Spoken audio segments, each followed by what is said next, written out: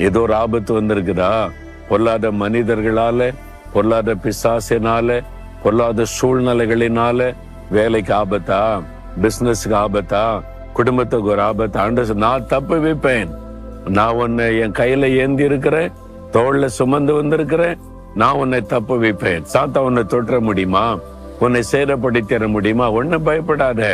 இதெல்லாம் நான் தப்பு வைத்து உன்னை நடத்துவேன், கடைசி வரை தாங்குவேன் சொல்லி இருக்கிறார். எவ்வளவு நல்ல ஒரு தகப்பன் பாத்தீங்களா? சந்தோஷமா சொல்லுங்க, ஆண்டவரே நீர் என்னை ஏந்துகிற தேவன், என்னை தூக்கி சுமக்கிற தகப்பன், என்னை தப்புவிக்கிற ஆண்டவர், ஆகவே நான் பயப்பட மாட்டேன் அப்படின்னு சொல்லுங்களேன். ஒரு பெரிய சந்தோஷம் உள்ளத்துல வந்துடும். தகப்பனே, எங்களை கைகளில ஏந்துகிற நல்ல தகப்பனாய் இருக்கிறதற்காய் ஸ்தோத்திரம். தோளின் மேலே சுமந்து எங்களை தாங்கி நடத்துகிற தேவனாய் இருக்கிறதற்காய் ஸ்தோத்திரம்.